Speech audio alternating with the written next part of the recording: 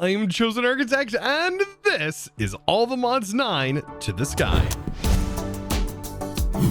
Now, over the last couple of episodes, I have been working on basically gathering a bunch of resources, but at this point, I now have nowhere to really put those resources. So today, I think it'll be a great time to actually set up our starter storage solution. And there are many, and I mean many options for doing that in this pack. And let me tell you, there are many options that we have available to us to sort of use as what I would consider a very early game storage. Basically something that is outside of the realm of refined storage in applied energistics. And just a couple of examples of those would be the storage lectern from Ars Nouveau. You also have the dimensional storage from occultism, which is a little bit to get into, but still early game I would consider. And then you have integrated dynamics, also another fairly easy one to get into. And then the easiest of all of them, of course, is RF tools storage by using the storage scanner. This one, however, does require power. So all in all, those are all pretty nice, but I have a reason why I want to go with the early storage that I'm going to be getting into today. And as you have already seen by the thumbnail, we are going to be getting into Ars Nouveau, and we are going to be making ourselves a storage lectern for our starting storage. Now, let me do a little bit of explaining. Why exactly am I going the Ars Nouveau route? Well, believe it or not, Ars Nouveau is going to be a very, very powerful mod in this particular mod pack. And the reason being is if we look at the getting started section, you will see you can run through this, and oh, all of a sudden Ars Nouveau pops up. And that's because to be able to get yourself a warden, you're going to need Ars Nouveau set up, because you're going to have to make a very special island to be able to get yourself a warden. Not only that, you can also generate an island that has villagers on it. And so Ars Nouveau, yet again, coming in strong. But not only that, Ars, believe it or not, has tons, and I mean tons of utilities for Skyblocks. So if we're needing dirt, you can actually use your Spellbook to just create dirt using some of your base source. So now if that doesn't sound good enough, well, you can also store items within Ars Nouveau. And it's honestly one of the cutest storages as well, because you get some little dragon pets or bookworms flying around your base because of the storage, which I think will be most fitting with the current situation that we have going here. But believe me, our storages will change over time, and we may also still get into integrated dynamics down the road for storage, as I kind of want to start morphing my base over time into a more techie looking sort of setup. But for now, it's time to magicify our base, and that means time to get into some gold and start to get into the progression that is Ars Nouveau. But before I do all of that, I need to keep in mind that Ars Nouveau is going to require ink sacs.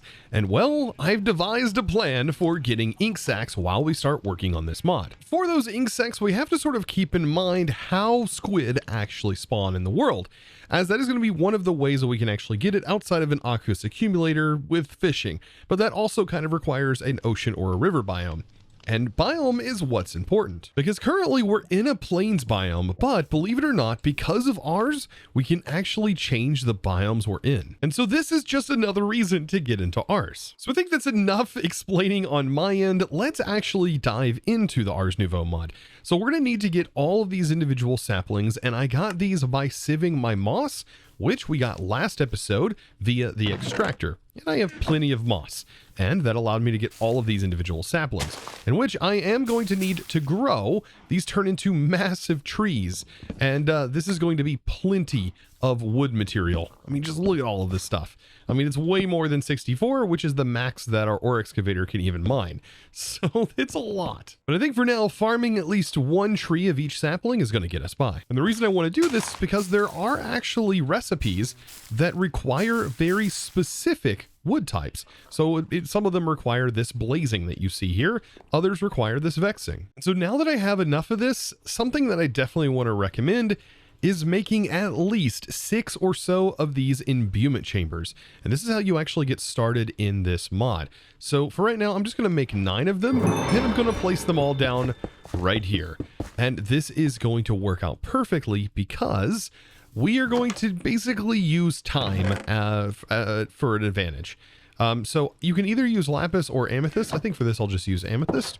And what we're going to do is we're going to use this to increase the amount that we get per crafting time. Notice these do take a little bit of time to process, But because we made 9 of these, now we're going to end up getting 9 of these crystals every time this does an operation.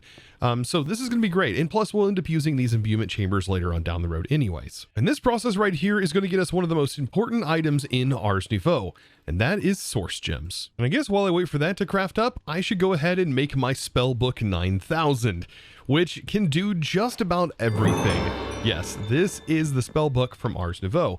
Now I've set a hotkey to open this on my mouse, so while I'm holding the book, I can actually open this up. But everything in here is going to help you out. So whenever you open this book up, you have the documentation for the entirety of the mod and add-ons. So it's definitely worth making this book, not just for that, but also for all of your spells. And so you get sort of flight, like right off the bat. You can craft all kinds of new glyphs, and we're going to be actually utilizing some of those glyphs very early on. Also keep in mind, this book can be dyed different colors, same with all of the Ars Nouveau armor. And look at there, all of our source gems are ready to go. And what I need to do is just place a new shard in my hand and right click, and that will just swap them all out. This is going to be perfect. So now I have some source gems, and also in my quest book, there is a full line of quests all the way down here, and we just have to accept this to sort of get started.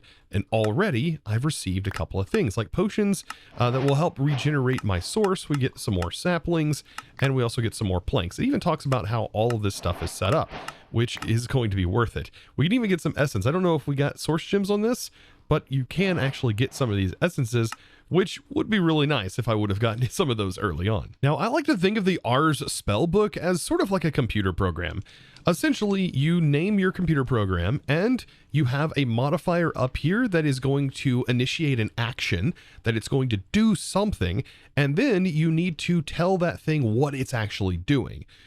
So in this case, you can do like touch and break. So you're saying what action you're going to be doing, and then you're going to define what that action is going to do.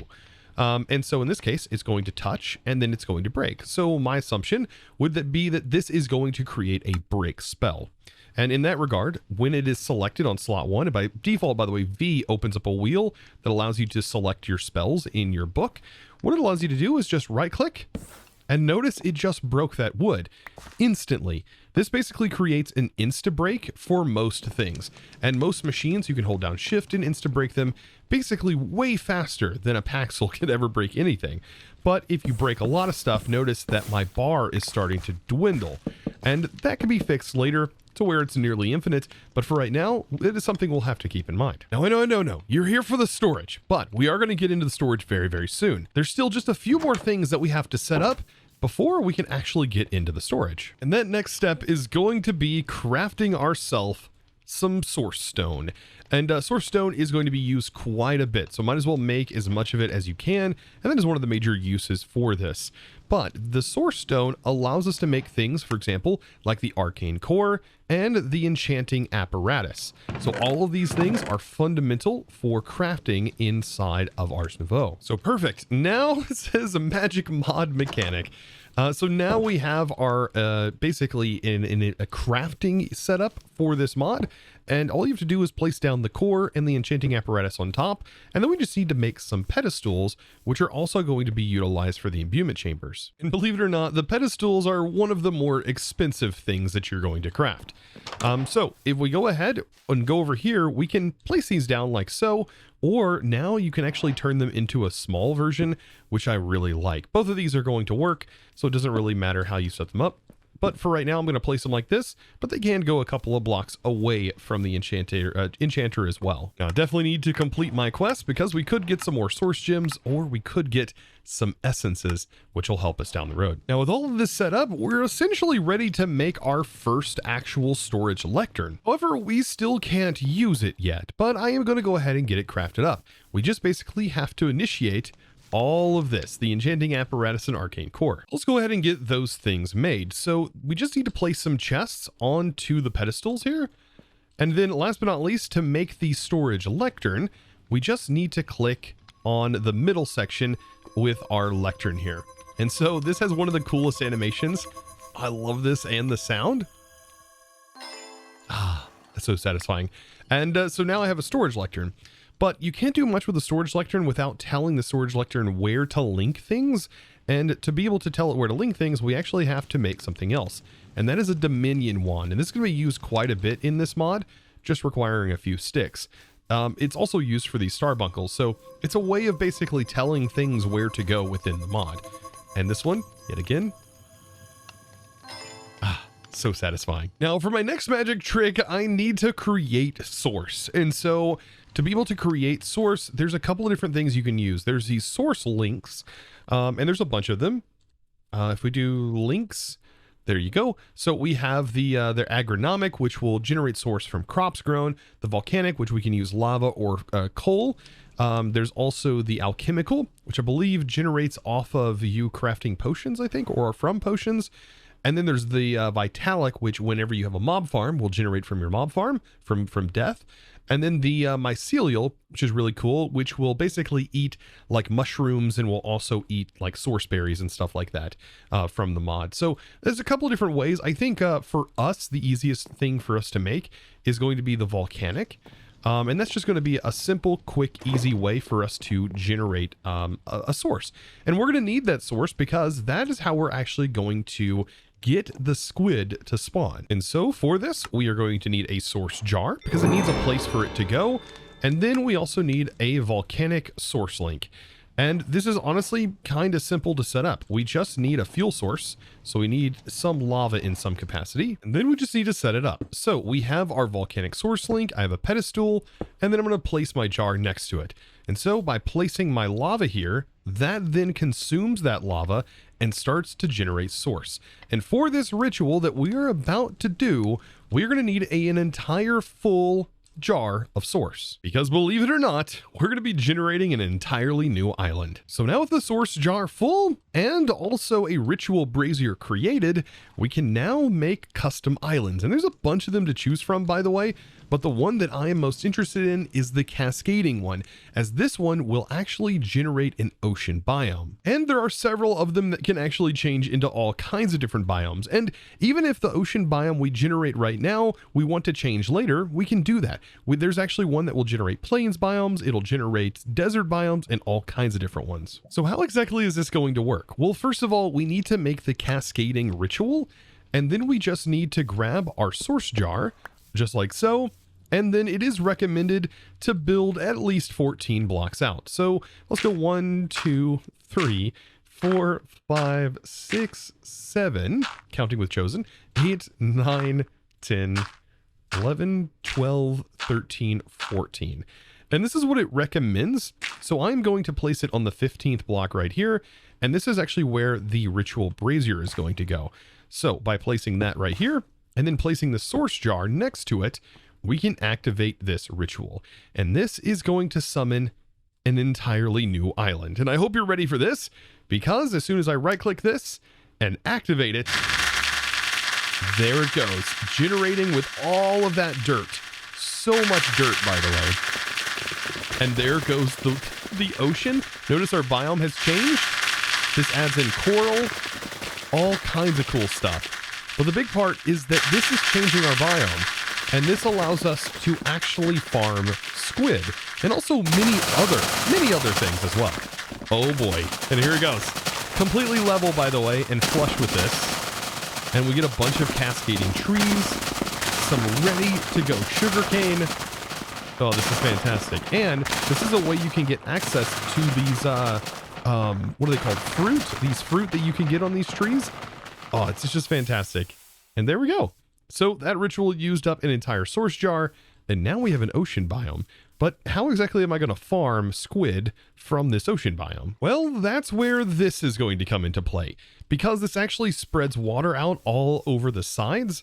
And so this gives us a little bit of a platform where we should have squids actually spawning. Something else to note, these little guys, these sirens actually spawn as well, which are adorable. Look at those little guys. Now to maximize the amount of squid that I can actually get to spawn on this island, I'm going to go ahead and remove the water that's cascading off the sides. And then I have a plan. I want to go ahead and mine down a little bit and place my water source in here, just like so. And this is going to drain down to the bottom of this island.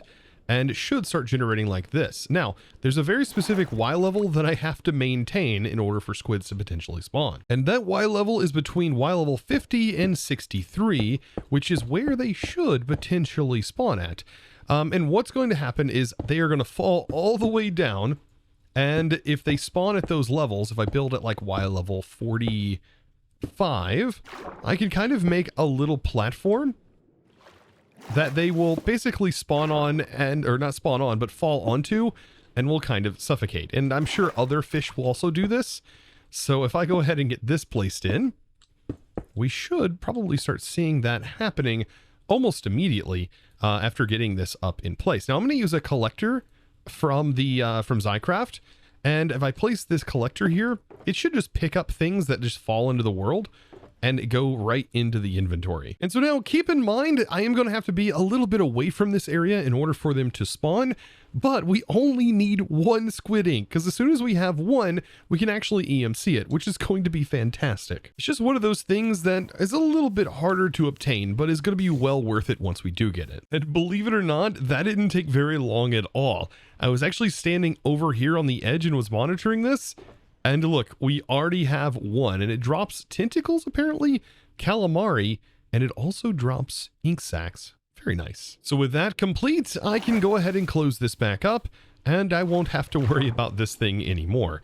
So I'm going to go ahead and get that removed. Oh boy, this takes a long time whenever you're swimming, but I'm going to get this kind of removed up. And I should be ready to start building our first storage system. And believe me, we really need a storage system. So I should be able to exchange some of these logs right here for this ink sac. So I place the ink sac right here inside of our energy condenser. And out of all of the things that we could do this for, this is probably one of the nicer things. And perfect. Just like that, we have a successful amount of ink sacs. And we're going to need this because we have to make a book and quill in order to complete our setup for the storage lectern. Now, I'm also going to need some feathers, and a way that you can basically guarantee feathers is by using a knife. So I'm going to go ahead and pop in here, and by using a knife, we should always get feathers from our chickens. And as you see, we ended up doing that. So we're almost there. We're almost able to make a bookworm. To be able to make a bookworm, we are going to need an awakening ritual. And that is just simply crafted with all of the saplings that we had and flourishing logs. And as soon as we have this, we are just about ready to go. So I do need to grab my ritual brazier. And thankfully, this one is as simple as just placing this in and then placing in our catalyst, which is the book and quill. When we do this, it's going to open up that page. You can just exit out of that. And as soon as that is modified, we can right click, and this is going to summon our bookworm. And so there we go. So now that is the only remaining thing that we needed before being able to set up our storage lectern. So now that we have this ready to go, all we have to do is just place it in world. And notice it says 0 bookworms, but as soon as we click this charm on here, now we have a friendly bookworm on here.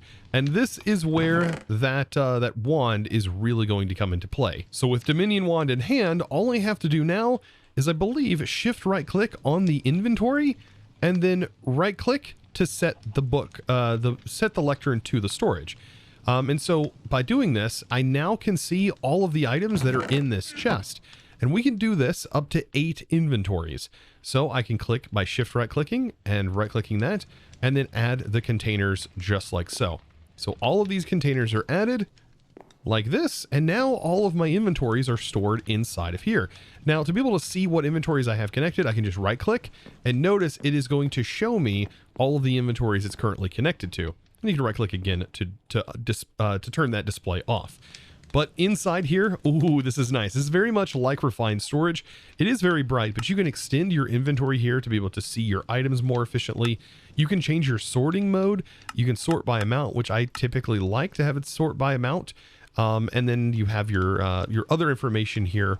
But the main thing is that we can just go ahead and craft directly out of JEI. So if I wanted to craft a crafting table, for example, and it was linked into JEI, which, by the way, this is synchronized with JEI, so crafting table, I can then just click the button here to move my items, and it's going to pull them out of my chest, and I can now more easily craft. It's a fantastic thing. Now, this is all simple, well and good, but I think there is a more sophisticated storage system that we can actually integrate into this. And that is just going to involve a storage controller from Sophisticated Storage and a few barrels from Sophisticated Storage. Now, to be able to make this, you will have needed to have gotten to nether quartz. So getting yourself netherrack sifted up is definitely needed. And so now that we have this, we have ourselves a storage controller. And the storage controller, we need to be able to link this to other things. And for that, we need a storage tool. Now, some other cool things that we can do is we can create storage links. Now, what this is going to do is it's going to basically connect any connecting barrel from Sophisticated Storage or chest from Sophisticated Storage and treat it as if it's one unit. But you can actually just link all of your barrels individually to your controller as well. And to get yourself the Sophisticated Storage barrels, or in my case, I'm using barrels, but you can use the chest as well, or shulkers. It's just basically adding a redstone torch to our barrel.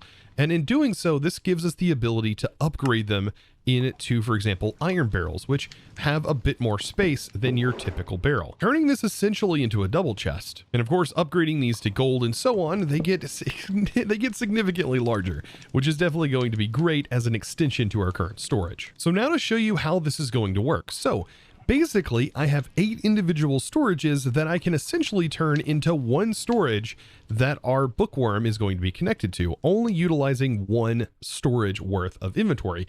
As right now, we've used up 6 on these chests out of the total of 8 per Bookworm charm, which, by the way, you can continue to add more Bookworm charms to get more inventories you can connect to it.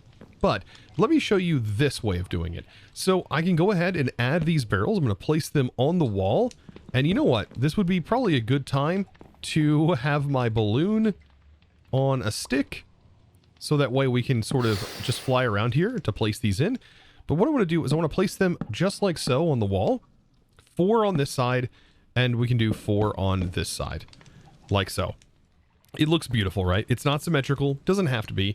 But the way that I want to connect these in... Oh, by the way, that's not 4. No wonder it's not symmetrical. There we go. But the way I want to connect these in is I want to link all of these together as if they're one inventory.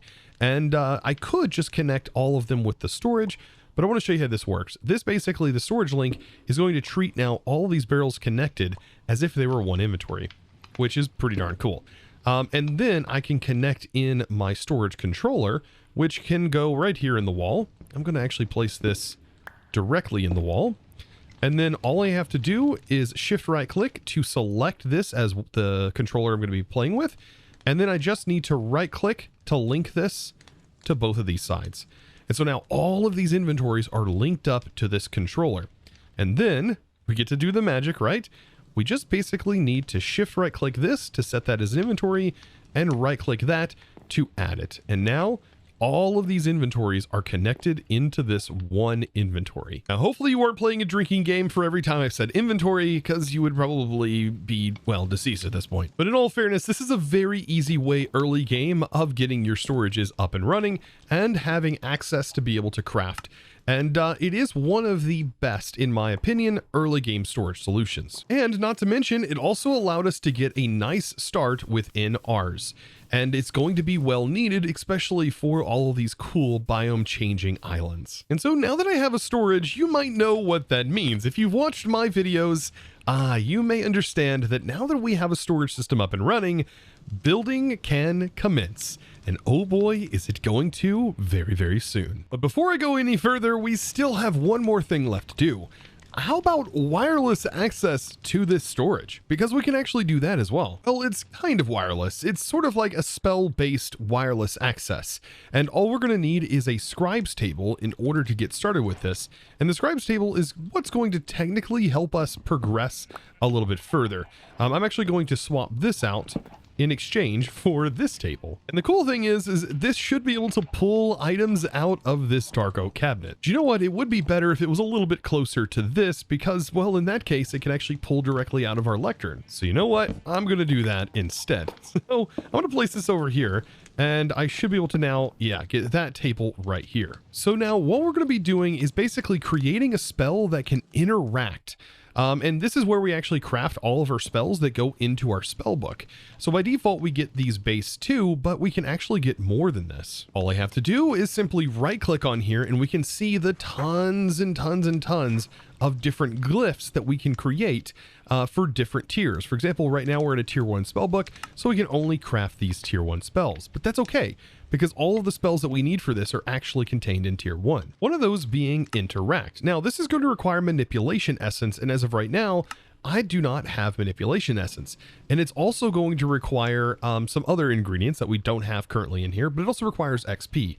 So manipulation essence, we've got to look at how those essences are actually made. And out of all of them, the manipulation one is one of the easiest. So we're going to need one of those imbuement chambers and a couple of pedestals. And we just need to place a button, a clock, and some redstone on there. So just like this is how this works. I'm going to make these a little bit smaller so they can fit right in here. But all we're going to need is one of each of these items setting on here, and thankfully those don't get consumed. And then until we have source automated, well, we just have to place in our crystal and, well, sort of wait. Now definitely don't sleep on the quest because you can get some really nice glyphs just for free in here that you don't have to worry about crafting. For example, we just got a tier 1 glyph rune, and the runes actually are pretty cool. It's basically something that can be placed on the ground and can create or interact with you or other things as a spell. So for example, if you had a rune that had, for example, hurt after it, whenever you step on it, it would technically hurt you. It's like a good old-fashioned Yu-Gi-Oh! Trap card. And to learn these runes, by the way, you just right-click and it should show up inside of your book. Now, in the meantime, while we're waiting on that, we need some blaze powder, and we're also going to need some ender pearls. And this is because we are going to make a scry. So the scry is how we're actually going to interact with this wirelessly. So we're going to need an enchanter's eye, and then we're going to need the scry. So let's go ahead and make a scry crystal, and we're going to need 2 of these technically, because one of them is actually going to be used to make this enchanter's eye. So with the scry placed in here, after we get all 4 of these placed in, this allows us to technically use spells. It's going to allow us to inscribe spells onto it that we can then send through these scry crystals. And I hope this isn't getting a little too complicated, but essentially the way that it works is this is sort of like a way to peer through something. So this, where it is looking, if I was to shoot a spell using this that is linked to it, it would then shoot that spell directly out of that eye. And we're going to take advantage of this when we interact with our lectern. So perfect. We're almost there. There's the manipulation essence, and I'm working my way ever closer to having this fully done. So with that, if I place this in, we're going to notice that that should immediately pull out of here to satisfy this. And we're going to need what looks to be a lever. And then we also need a pressure plate. So just a regular wooden pressure plate. Ooh, we get a double recipe for that one. And also a button. So a wooden button is all we need. And the interact spell is the one that we need in order to get this to work. Because this interact spell is going to do things, for example, like toggle levers and interact with inventories. So now with the spell interact learned, I'm going to go ahead and make a new spell. We're going to do touch and interact. And I'm just going to hit create to save this. And then I'm going to place down my enchanter's eye. And then to inscribe that spell onto this and many other tools, you just shift and hit right click with that spell selected, and now it's ready to go. So we just need to place the scry eye on here and then shift right click onto the scry to set the position. And whenever I right click this, it should open the storage. And there it goes. So now we have access to the storage wirelessly within this dimension. Just keep in mind its range is not infinite, but it does allow me to access this storage from around my base, which is going to be very handy. And yet again, I cannot express how amazing this storage mod is, especially for early game. And so with that, I hope you enjoyed today's episode. If you did, guys, be sure to click that subscribe button if you haven't already, and give this video a huge thumbs up. Of course, I really appreciate you, and it's now time to thank the amazing supporters of today's episode. And today's amazing thanks is going to go out to, if I can spell it right, going out to Baxton Runner. Thank you, by the way, for your amazing support by choosing to support me over on the Discord and becoming a Discord premium member, getting access to supporter servers and all kinds of fun stuff. So be sure to check that out. We actually have a server for this mod pack, believe it or not. If you are a supporter of a certain tier, be sure to check that out, as we are having a blast hanging out over there. So join the Discord, link down in the description below, and also follow me over on Twitch, twitch.tv/ChosenArchitect. I try not to mention it as often as I can, but I do like whenever you guys do show up over there. So if you enjoy this content, you might like that. And if you don't like watching over Twitch, check out my second channel, Chosen Live, where I do publish all of the VODs from the week there at the end of each week. So I'm looking forward to seeing you in the next one. And of course, as always, thanks for watching. Bye.